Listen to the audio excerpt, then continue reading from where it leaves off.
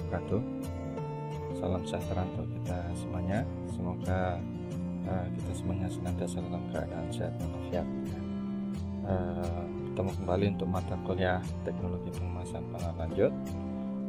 Untuk kali ini kita akan bahas mengenai Industri 4.0. Jadi untuk di bidang pangan dan juga di industri kemasan. Dan mungkin secara spesifik sebenarnya adalah ingin bahas mengenai peranan dari smart packaging pada industri 4.0. Oke, sebenarnya ini adalah salah satu topik yang sangat baru ya. Mungkin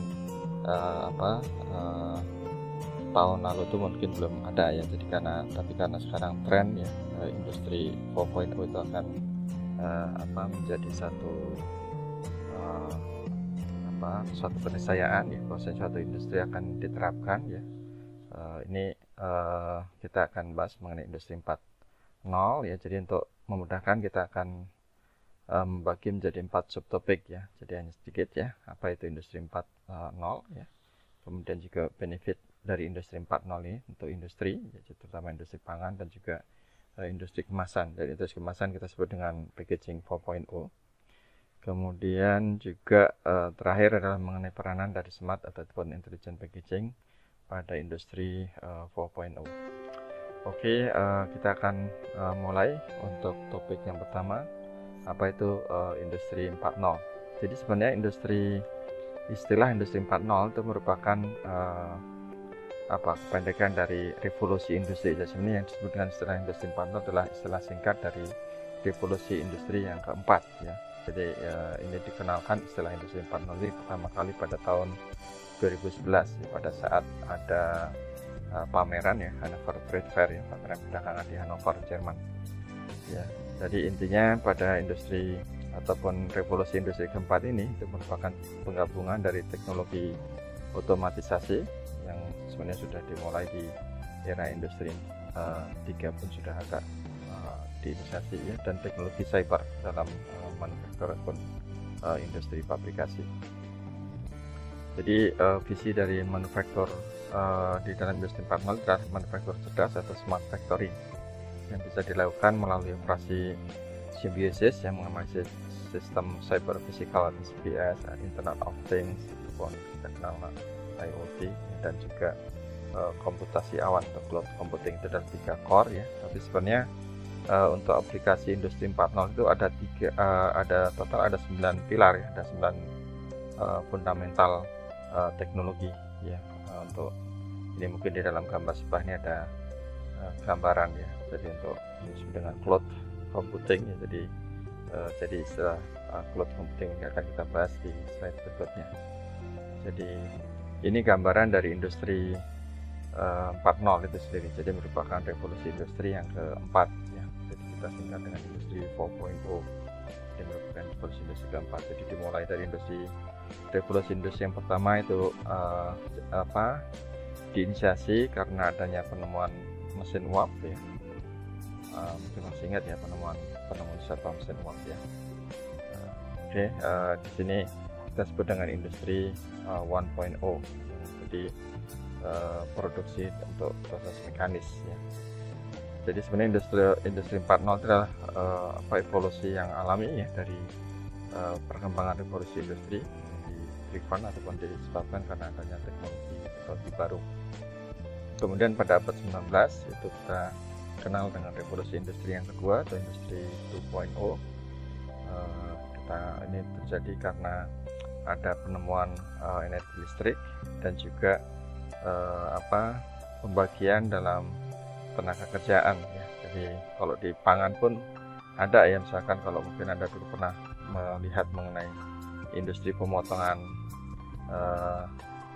ayam gitu. Nah, ini tuh memang dulu sejarahnya di pemotongan ayam ya. Jadi ada yang bagian pertama bagian menyembelih, bagian kedua adalah bagian mencabuti bulu, bagian ketiga adalah bagian mengeluarkan hanya merobek isi perutnya, bagian keempat adalah mengeluarkan isi perut, bagian berikutnya untuk mulai memisahkan bagian-bagian dari potongan karkas ayam ini ya, dari mulai kepala, sayap ya, hingga kemudian juga pengambilan daging data dan seterusnya. Ya, jadi ini revolusi industri kedua ya, jadi produksi massal berdasarkan pembagian kerja dan juga karena adanya penemuan energi listrik. Kemudian pada abad ke-20 ya, ini kita kenal dengan industri 3.0, yaitu karena adanya otomatis production yang diotomatisasi ya. Jadi mulai di sini sudah ada proses otomatisasi. Jadi ada penemuan untuk IT ya, teknologi dan juga penggunaan elektronik ya. Kemudian pada industri keempat ya, atau revolusi industri keempat ini terjadi karena ada konektivitas manusia, mesin dan data secara real time ya, dan bisa dilakukan dimanapun titik-titik rantai value-nya ya. Jadi value chain atau titik-titik rantai di proses industri itu sendiri ya. Nah, keseluruhan dari revolusi industri ini tujuannya adalah ingin jadi sebenarnya kalau dari kata kunci pertama dari mulai mesin uap, penemuan listrik dan pembagian kerja, otomatisasi produksi, dan terakhir adalah untuk konektivitas manusia, mesin dan data secara real time. Ini tujuan akhirnya sebenarnya adalah untuk peningkatan produktivitas. Jadi dari semua industri ini selalu ada benefit di dalam peningkatan produktivitas ya. Oke, jadi itu yang saya kira untuk sebagai pendahuluan. Nah, terdapat 9 teknologi sebagai pilar dari industri 4.0 ini. Ya, jadi ini sambil dari satu artikel ya, review mengenai industri 4.0 in food industry ya. Nanti silahkan di searching ya, nanti di dalam daftar pustaka ada ya. Tadi ada 9 pilar ya, dari 9 pilar teknologi untuk pada industri 4.0 ini ya. Yang pertama adalah big data and analytics. Jadi adanya teknologi analisis ya, yang digunakan untuk menentukan ancaman, solusi ataupun juga pencegahan ya, kontrol maupun juga untuk meramalkan masalah baru ya, berdasarkan dari kumpulan data besar atau big data yang direkam dari berbagai sumber ya, yang disebut dengan big data. Jadi untuk pilar pertama adalah big data. Yang kedua adalah autonomous robot. Jadi robot yang bisa bekerja secara otomatis ya, otonomis. Jadi robot industri yang dapat menyelesaikan tugas secara cerdas ya, dengan fokus pada keselamatan, fleksibilitas, ataupun juga versatilitas ataupun multifungsi ya, dan juga atau multitasking ya, versatil, dan juga kolaborasi ya, untuk autonomous robot. Yang ketiga adalah simulasi, jadi teknologi simulasi. Jadi simulasi dengan perangkat lunak ya, digunakan ya untuk pemodelan ataupun data real time. Jadi untuk memodelkan sistem manufaktur fisik ya. Jadi seorang engineer ya itu bisa menguji, menganalisis maupun juga mengoptimalkan ya suatu pengaturan secara virtual ya, sebelum bergantian atau proses yang aktual itu dilakukan, sebelum proses produksi secara aktual itu dilakukan. Kemudian yang keempat adalah teknologi augmented reality ya.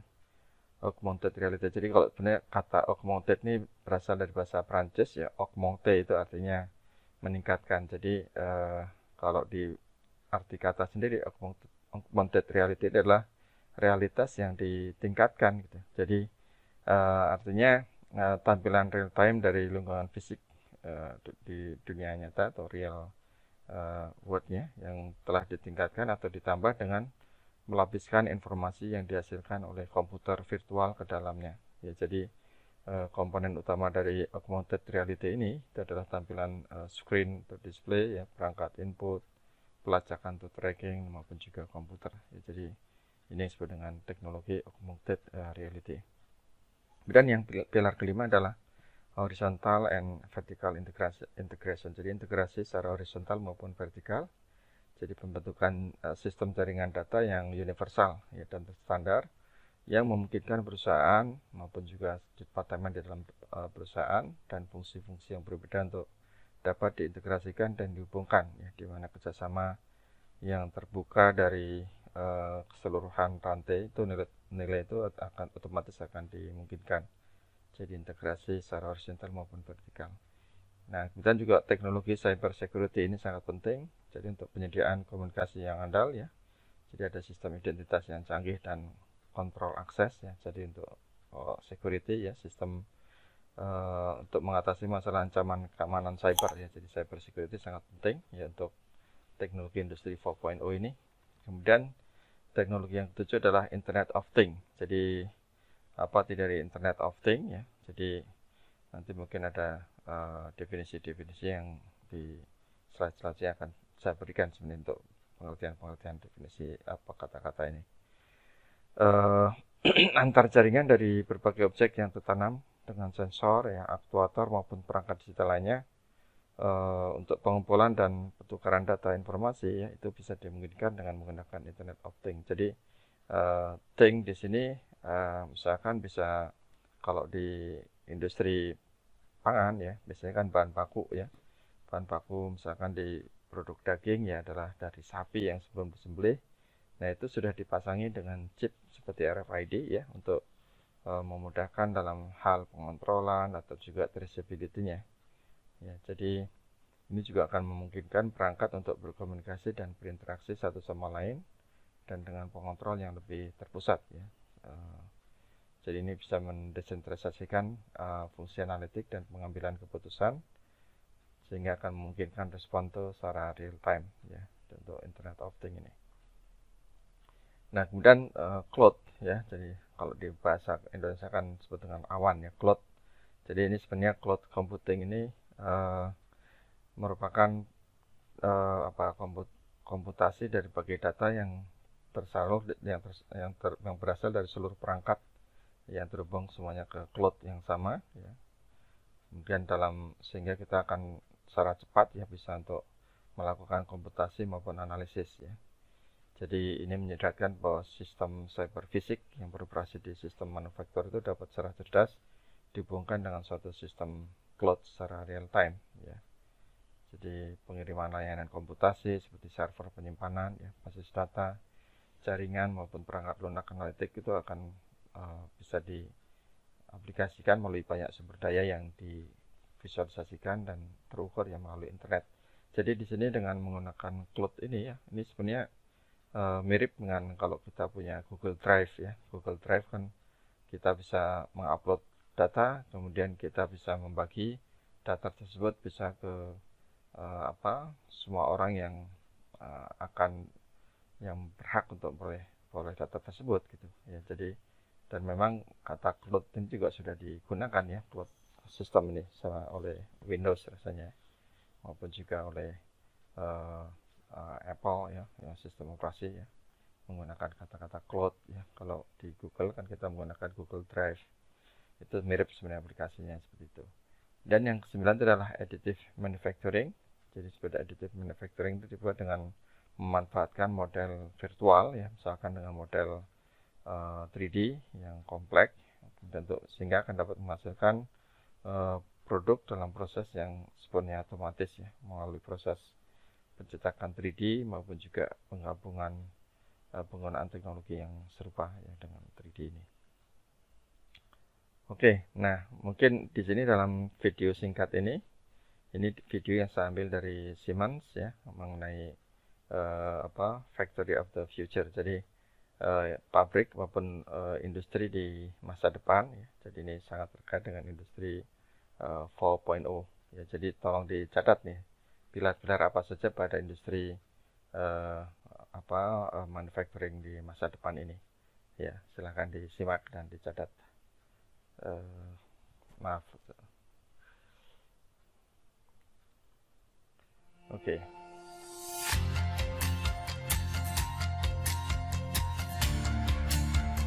In this video, we're going to show you how big, bold technology leaps are enabling sustained productivity gains in UK engineering, manufacturing and distribution, and how you can join in.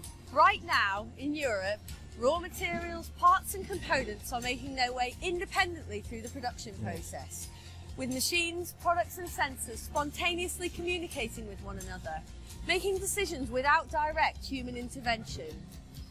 The Advanced Manufacturing Research Centre is backing that vision of the future by building a brand new £40 million factory in Sheffield. So we're bringing together industry experts, academics, backed by government to really focus on innovative products for reconfigurable manufacturing. We're here to develop the understanding, adoption and deployment of them throughout UK industry. And we're looking at augmented reality, taking information from the CAD system, displaying it on parts like a wing, and 3D printing is changing the world in terms of the ability to prototype much quicker than we've been able to in the past. That sounds great, but how can businesses get involved? We work with businesses from large OEMs to tier 1s and SMEs, so really we take inquiries from absolutely anybody. One of the new technologies that's captured everyone's attention is virtualization. The idea is a simple one. You take the miles of conveyor belts, motor drives, scanners, elevators, machine tool components and raw materials, and then you put all that information into a software package and create a virtual factory. Jadi virtualization ataupun kadang ada disebut dengan simulasi virtualisasi.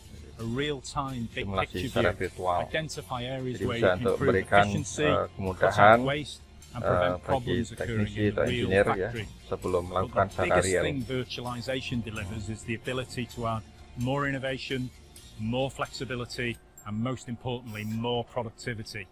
Today, every sensor button and monitoring device has the potential to become a participant in the Internet of Things, each with their own IP address. These so-called cyber-physical systems will eventually enable machines and workpieces to communicate with one another and make decisions within the process. Employees can use virtualization to check the product meets the required quality standard and is ready to be shipped to the customer. Today, your IT infrastructure is becoming more important than your raw materials, machine tools and physical assets. Cloud technology is enabling infrastructures like this to become part of a global ecosystem of suppliers, partners and customers. A connected supply chain, speeding up decision-making, collaboration and innovation. The companies who thrive in this new world may not be the biggest right now, but they certainly will be the most flexible in the future, with the ability to customize the product to meet the ever-changing demands of their customers.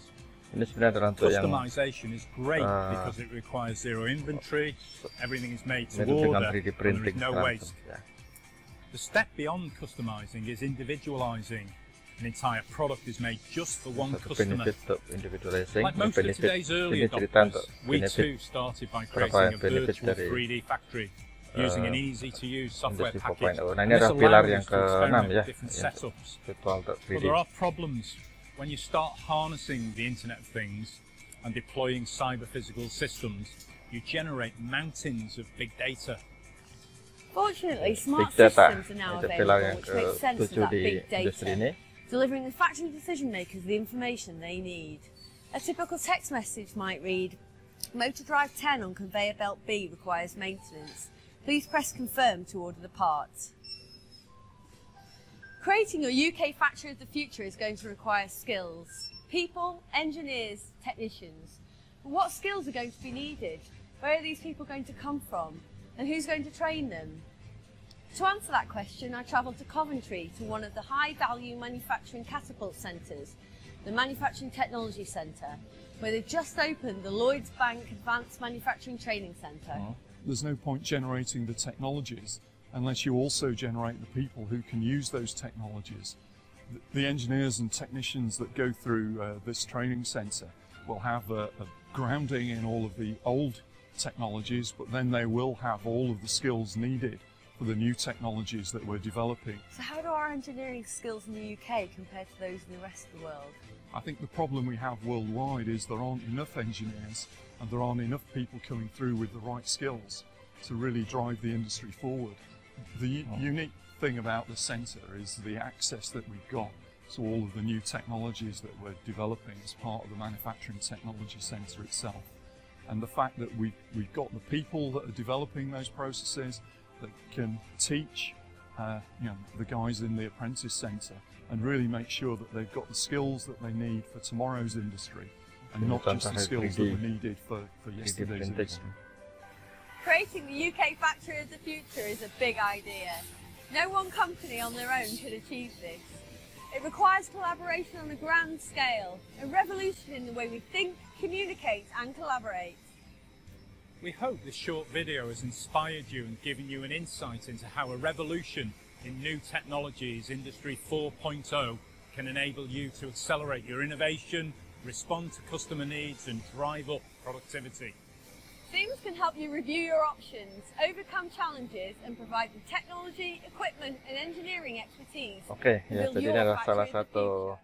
titik Give us a untuk call. industri We'd love to talk to 4.0. Jadi sebenarnya industri 4.0 sendiri kalau untuk di bidang industri pangan itu masih belum banyak diaplikasikan. Tapi kalau kita mencermati dari 9 pilar dari teknologi 4.0, mungkin di beberapa industri sudah menerapkan ya beberapa pilar, tapi belum lengkap gitu. Sebagai contoh, mungkin salah satu industri yang saya sering ketemu adalah untuk aspek otomatisasi dengan robotik ya.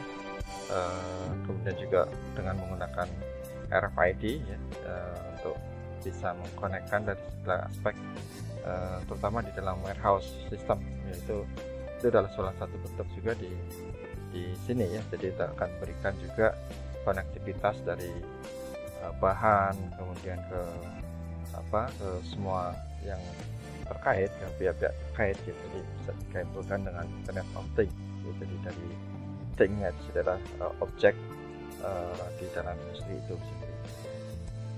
Nah, baik, kita akan masuk sekarang untuk kira-kira apa sih benefit dari industri 4.0 ini, di revolusi industri 4.0 ini. Ini kalau saya ambil dari Tetra Pak ya, ada cukup banyak ya benefit dari penerapan industri 4.0. Yang pertama adalah peningkatan produktivitas. Tadi mungkin di dalam penyajian di awal ya mengenai revolusi industri 4.0 ya, impactnya semuanya sebenarnya dari semua revolusi industri adalah peningkatan produktivitas ya.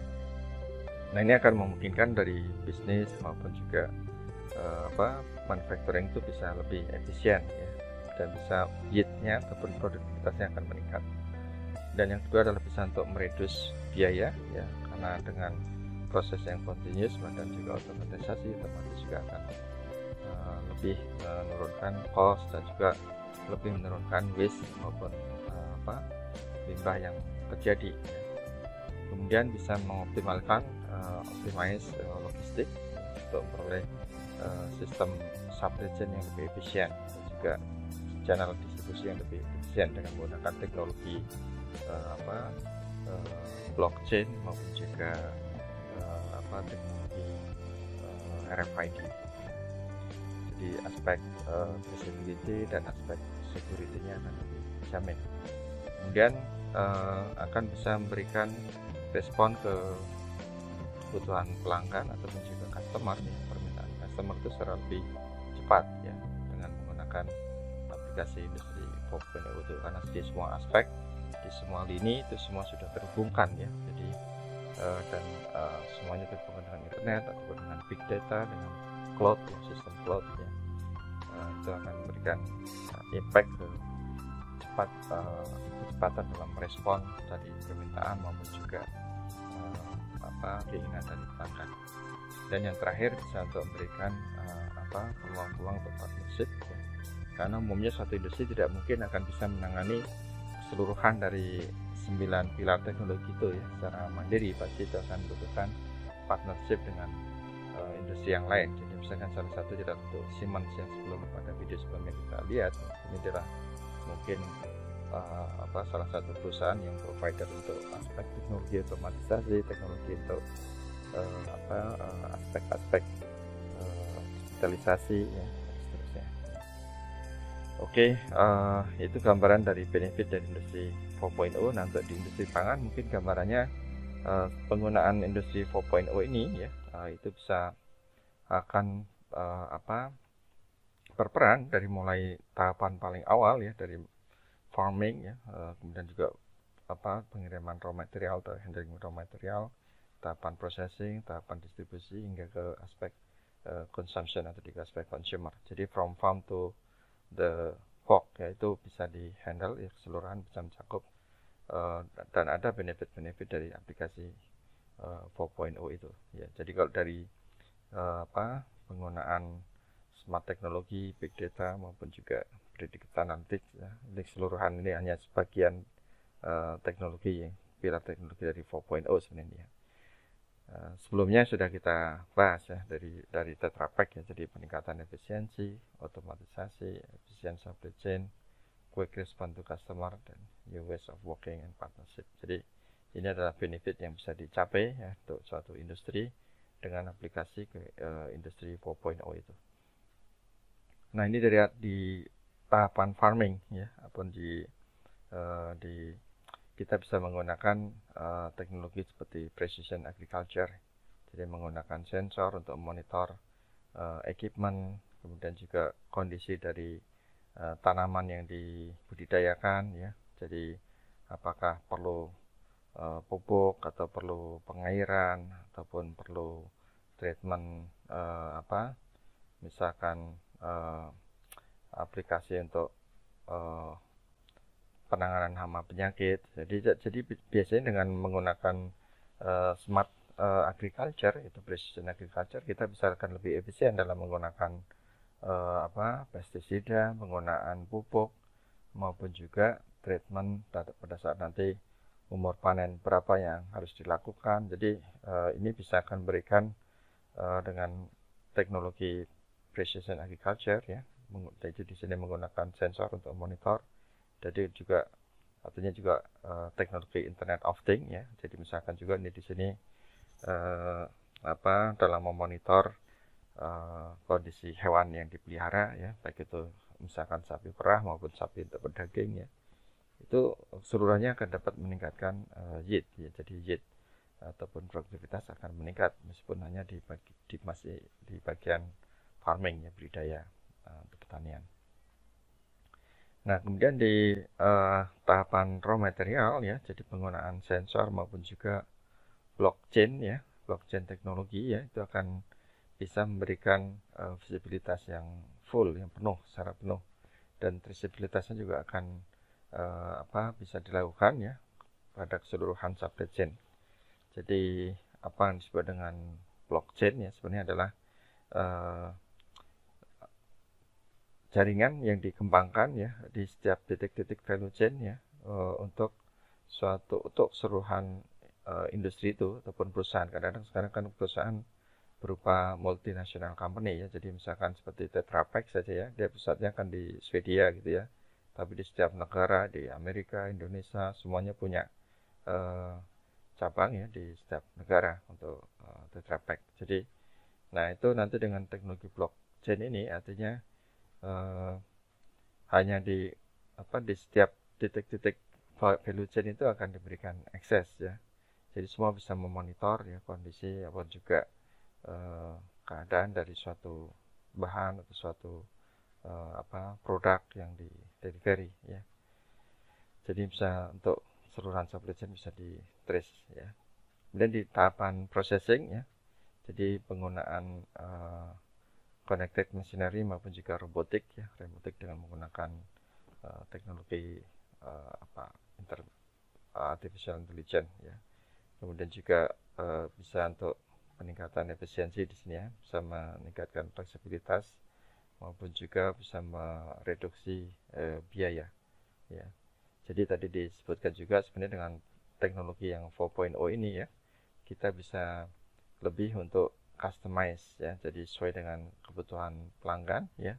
Kadang-kadang production mass-nya itu bisa tidak seluruhnya harus misalkan produksi satu lini proses itu satu jenis ya untuk memenuhi pelanggan. Kadang-kadang bisa beberapa jenis sekaligus bisa diproses ya dengan menggunakan teknologi industri 4.0 ini, dan sehingga otomatis juga akan bisa mereduksi aspek biaya ya. Kemudian di tahapan distribusi maupun retail ya, jadi penggunaan cloud based teknologi ataupun juga Internet of Things ini juga akan bisa memudahkan dalam menganalisis dan mentransformasi data ya. Jadi bisa bagaimana untuk kondisi atau kebutuhan, sehingga nanti akan bisa mengestimasi seberapa yang harus dibeli lagi ya dari bahan bakunya, atau berapa banyak yang harus diproduksi kembali, berapa banyak harus disebarkan di cabang-cabang mana yang harus dipasok secara cepat ya. Jadi pergerakan produk, pergerakan bahan semuanya bisa dikontrol ya. Jadi bisa lebih bisa meningkatkan performance dari industri sendiri ya, dari industri secara keseluruhan. Oke, mungkin tadi kita selalu menyinggung mengenai Internet of Things ya. Mungkin untuk memudahkan ini saya carikan definisi dari ID Cloud Host ya ini. Jadi Internet of Things bisa didefinisikan sebagai sebuah konsep di mana suatu objek yang memiliki kemampuan untuk mentransfer data melalui jaringan ya, tanpa memerlukan interaksi manusia ke manusia atau manusia ke komputer. Jadi ini langsung dari machine to machine atau objek ke mesin gitu ya. Internet of Things itu berkembang dari konvergensi teknologi nirkabel ya, ataupun juga micro electromechanical system atau MEMS dan juga internet. Jadi thing di sini yang dari Internet of Things ini bisa didefinisikan sebagai subjek. Misalkan kalau orang yang diberikan dengan monitor implan jantung ya, untuk memonitor kondisi kesehatan jantung, terutama mungkin orang yang sudah sakit jantung yang harus dioperasi dan seterusnya, bisa diberikan ini. Kemudian hewan peternakan ya, bisa diberikan transponder biochip yang biasanya berupa misalkan RFID minimal ya, yang berupa isinya adalah biochip. Kemudian mobil yang telah dilengkapi dengan built-in sensor ya, untuk memberikan pengemudi ketika tekanan ban rendah, atau yang paling simpel adalah mobil yang telah dilengkapi dengan RFID untuk easy pass untuk lewat di gerbang tol ya. Jadi ini semua bentuk-bentuk dari Internet of Things ya, jadi semuanya dihubungkan. Jadi ada komunikasi dari mesin to mesin ya, dari thing ke objek ya, ataupun dari objek. Dan di bidang manufaktur, listrik, perminyakan dan gas ini sudah dikembangkan ya, diaplikasikan dengan luas.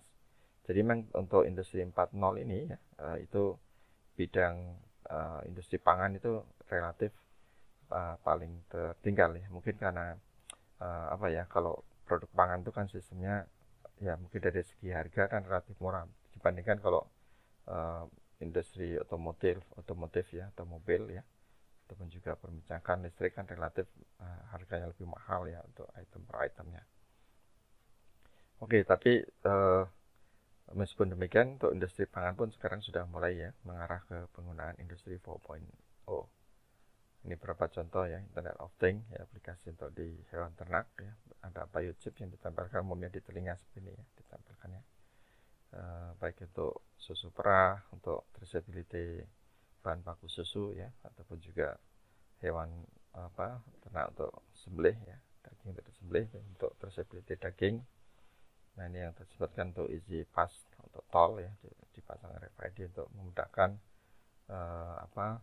jadi pengemudi itu hampir nggak perlu berhenti gitu ya. Jadi mungkin hanya memperlambat kendaraannya ya, untuk lewat gerbang tol ya, begitu udah buka langsung kencang lagi gitu ya. Jadi tidak ada waktu, tidak ada kemacetan di gerbang tol ya, seperti yang kita lihat di Indonesia, meskipun pakai e-money itu pas tol ya, yang pakai ditempel itu kan masih juga membutuhkan waktu cukup banyak ya, sehingga masih juga gerbang tol itu jadi titik kemacetan yang sering terjadi ya di Indonesia. Nah, untuk di sistem warehouse juga ya, aplikasi di warehouse ini sangat luas, basis RFID ya. Jadi penggunaan tag ya bisa diberikan di setiap item maupun jika dia dalam box di kemasan sekunderinya, atau bahkan di sistem kontainer ya, dalam paletnya ya. Jadi tergantung kebutuhannya ya. Jadi kebanyakan kalau menangani sekian banyak barang ya, dalam gudang yang sangat luas, akan kesulitan sekali kalau kita tidak menggunakan teknologi RFID ini ya. Dulu memang secara manual pasti akan banyak kesalahan, pasti butuh waktu banyak untuk loading ataupun unloading dari bahan-bahan ataupun produk yang ingin dijual, ataupun juga bahan baku yang ingin digunakan ya. Itu akan memerlukan waktu ya, dan consuming, sehingga sekarang digunakan RFID untuk meningkatkan efisiensi dalam warehouse management sistemnya nih. Oke, di aspek konsumsi ya, teknologi RFID ini ataupun juga smart label ataupun juga intelligent packaging ya bisa berperan ya. Jadi dengan menggunakan RFID yang diberikan di kemasan ya, nanti konsumen bisa lebih mudah dalam mengakses informasi yang diberikan di situ ya. Jadi penggunaan smart label itu juga salah satu bentuk untuk di industri 4.0 ya. Kemudian ini untuk otomatisasi dari informasi kapan misalkan stok di rumah, ini juga bisa diberikan ya informasi kalau untuk yang smart sistem yang akan nanti masa depan ya, itu akan bisa seperti ini ya. Jadi nanti setiap kulkas di rumah tangga itu sudah dihubungkan dengan informasi, sehingga akan kalau ini habis nanti langsung bisa purchase ya, dan industri akan bisa langsung memberikan feedback ataupun mengirimkan bahan-bahan atau barang yang sudah habis gitu. Untuk skala rumah tangga, artinya untuk di industri pun sama seperti itu ya, bisa factory A atau factory B, factory C segala macam yang bisa dihubungkan ya, bisa terhubung dan akan lebih mudah dan cepat ya. Jadi diberikan mungkin kebutuhan bahan baku ya yang diperlukan ya, jadi akan lebih cepat, tidak perlu ada downtime untuk proses menunggu, misalkan menunggu processing untuk beli atau menunggu bahan untuk datang, menunggu dicek dan seterusnya. Jadi berapa saat atau berapa hari mungkin sebelum habis bisa otomatis bisa diberikan oleh si supplier ini ya. Oke, jadi kira-kira itu contoh-contoh yang dari benefit dari industri 4.0 ya. Nah, sebenarnya untuk industri kemasan sendiri ya, packaging 4.0 ini juga mungkin yang salah satu contoh industri kemasan yang paling besar adalah Tetra Pak yang sudah mulai mengarah ya dan mulai merambah, mulai menerapkan industri 4.0 ini. Jadi kita sebut untuk packaging 4.0 itu adalah di Tetra Pak ya. Jadi sama ya dengan yang sudah kita bahas. Jadi sebenarnya kalau ini saya ambil dari satu artikel yang dari orang Tetra Pak yang menjelaskan ya bahwa di Tetra Pak untuk industri 4.0-nya mereka breakdown menjadi 9 fundamental innovative teknologi ya, seperti yang kita bahas sebelumnya dengan 9 pilar. Hampir mirip ya, jadi adanya big data analytic, artificial intelligence, dan advanced robotic ya, augmented reality sama dengan sudah kita bahas ya, dan system integration ya, dengan cloud computing, dan industrial atau internet of things ya, simulation ataupun kadang-kadang disebut dengan virtualisasi ya, simulasi dengan secara virtual ya. Kemudian additive manufacturing, jadi dengan menggunakan 3D printing, dan juga untuk cyber security-nya. Jadi adalah di Tetra Pak juga menjelaskan sebagai 9 fundamental inovatif teknologi, itu sebagai 9 pilar dari industri 4.0. Nah, ini sebagai gambaran dari di industri kemasan itu juga hampir sama dengan yang di industri pangan sebelumnya. Jadi aplikasi dari industri 4.0 teknologi ini meliputi dari mulai tahapan raw material hingga sampai ke distribution, sampai ke pengguna. Jadi saya kira sama ya untuk aspek-aspek aplikasinya. Nah, di industri Tetra Pak sendiri ya mereka concern ke aspek-aspek ini ya untuk penekanannya. Jadi mereka ingin untuk peningkatan produktivitas dan juga reducing cost, jadi dua hal utama yang saya kira sangat penting ya di industri kan umumnya pengennya untuk meningkatkan profit ya. Jadi kalau profit kan bisa dicapai dengan peningkatan produksi ya, dan juga biaya produksinya yang ditekan ya, jadi otomatis profitnya akan lebih banyak lagi gitu. Jadi teknologi yang diterapkan ya adalah sensor yang telah diinstal ke semua keping dari semua equipment yang dibuat oleh Tetra Pak ya. Jadi nanti akan mudah dimonitoring ya dengan menggunakan yang disebut dengan PLMS, adalah packaging Line Monitoring System, yaitu PLMS Center punya Tetra Pak.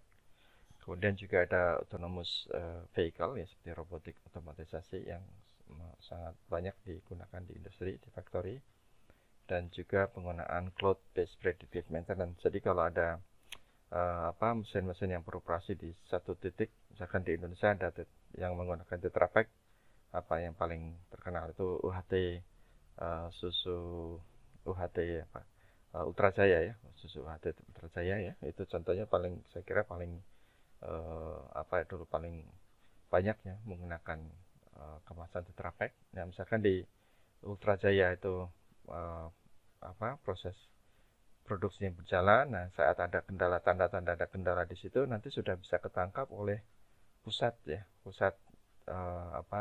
maintenance atau pengaturan maintenance. Jadi sebelum mesinnya rusak sudah dikasih warning, harus disetting apa harus dilakukan sehingga tidak jadi rusak mesinnya, atau tidak perlu nanti menunggu adanya servis ataupun perbaikan mesin ya. Karena kalau suatu mesin itu macet kemudian berhenti produksinya, kita sebut dengan downtime ya.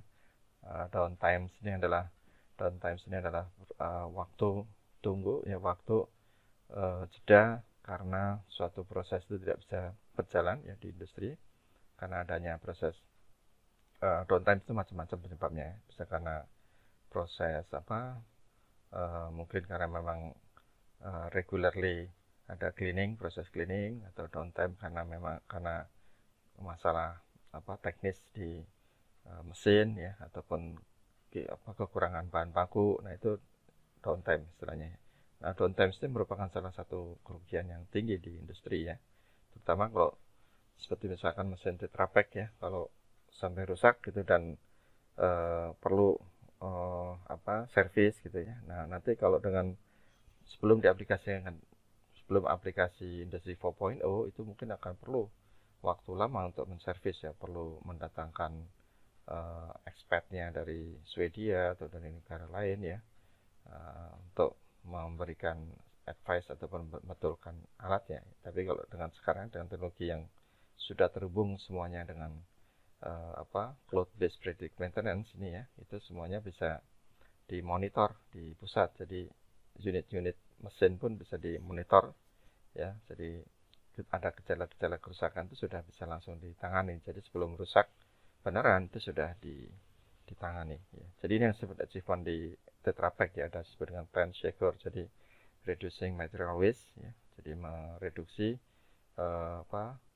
waste dari bahan-bahan baku maupun juga jadi dengan penggunaan juga efisiensi ya. Jadi efisiensi karena generation data dan juga konektivitas yang lebih baik ya. Ini salah satu produsen di Amerika pengguna Tetra Pak ya, bisa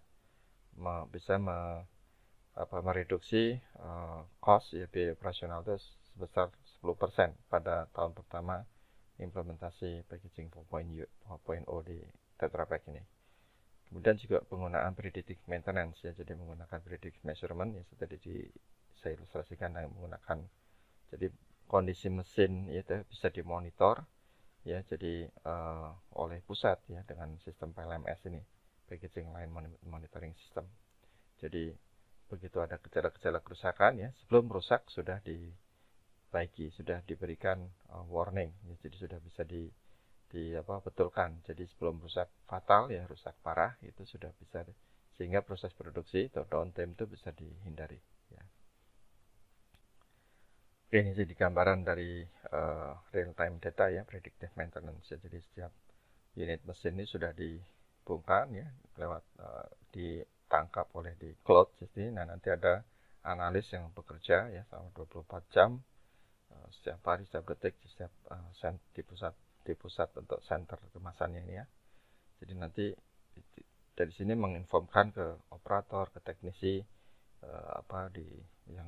sehingga nanti nggak sampai rusak ya di Tetra Pak packaging line di sini. Jadi sudah diinfokan untuk menangani dan di sini udah ada saran-saran perbaikannya, atau saran-saran untuk pencegahan dari kerusakan ya, ataupun juga untuk meningkatkan, selalu menjaga agar top perform ya di dalam mesinnya ini ya, jalannya mesin ini. Ini disebut dengan Jadi predictive maintenance ya. Jadi nggak perlu menunggu mesin sampai rusak ya, sehingga downtime itu bisa dihindari ya. Oke, saya kira itu saja ya untuk bahan-bahan dari pengenalan industri 4.0 dan juga kira-kira aplikasi yang kayak mana sih di industri pangan maupun juga di industri kemasan. Jadi kalau di industri kemasan ya, Tetra Pak sudah mengaplikasikan ya industri 4.0 ini. Di industri pangan ya sampai saat ini mungkin tidak keseluruhan ya 9 pilar teknologi itu diaplikasikan, tapi di banyak industri sudah mengaplikasikan ya beberapa pilar dari industri 4.0 itu, mungkin tidak full ya, secara full.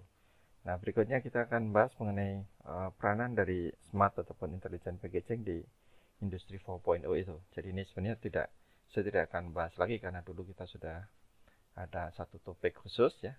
Jadi sekarang justru adalah nanti tugas Anda ya untuk bikin suatu paper ya, ini pengganti ujian ya, karena saya tidak akan berikan ujian untuk topik hanya satu topik ini ya. Jadi silakan nanti topik membuat paper ataupun juga berupa PPT juga boleh ya, atau berupa video yang Anda buat juga boleh ya. Jadi nanti bentuknya bebas, mau paper, video atau PPT ya, atau PPT yang Anda isi dengan suara dan animasi boleh ya.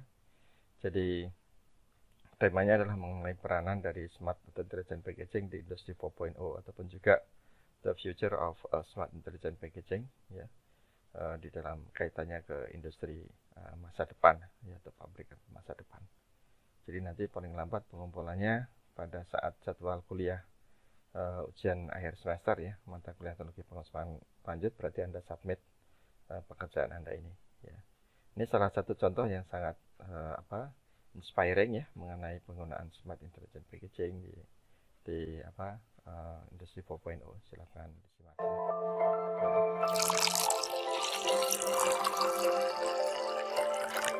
I wish I could see exactly where they picked these tea leaves. It says India, but does that mean Delhi or Goa? And how did this yogurt get here? I hope it was made locally, so it didn't waste too much CO2. This packaging is recyclable, but how do we make sure more products are recycled? Mum just threw away the milk. Why? She literally bought that 2 days ago. It can't have already gone bad, can it? I'm not going to find any answers sitting here. How does the farmer make sure the oranges are good enough for our juice? We must waste so much on bad oranges. Maybe today, but in the future, Synthesis Analytics will help the farmer track the ripeness of an orange or its environmental footprint. This information will be available to manufacturers and retailers to optimize the process all the way to the consumer. Awesome! So in the future, the packaging can tell me all about the journey of the ingredients? Exactly. But one thing is getting the raw materials. Another is making sure that the food is processed and packaged. Processing and packaging of food is quite difficult due to its sensitivity. That's why manufacturers have so much to gain from optimizing their operations through the use of digital technologies. How will that help anything?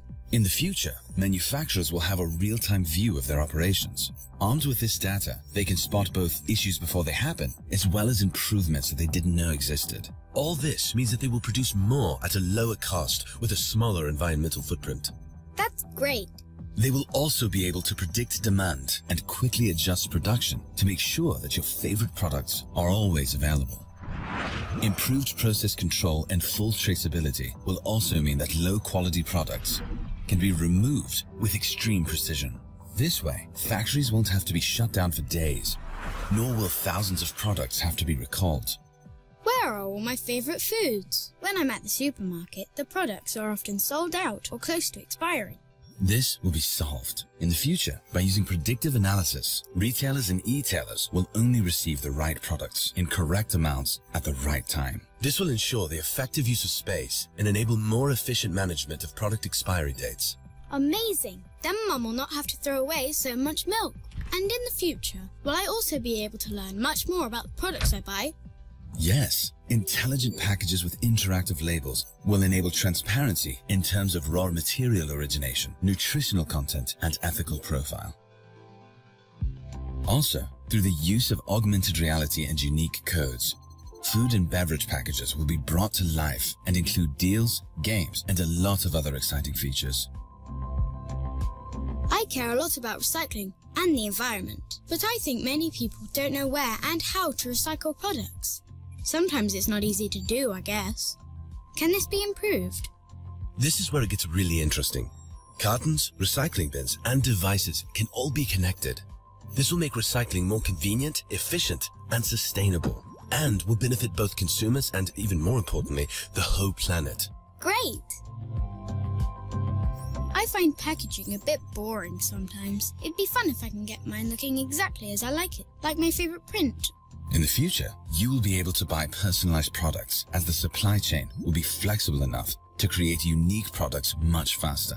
That means your favorite can have any print or design you want, and you can choose the flavors you like. How can people afford it? That sounds like it's going to cost a lot of money. Not necessarily. Digital technologies will dramatically lower production costs, and the time from production to consumption will be shorter, so there will be a lot less waste.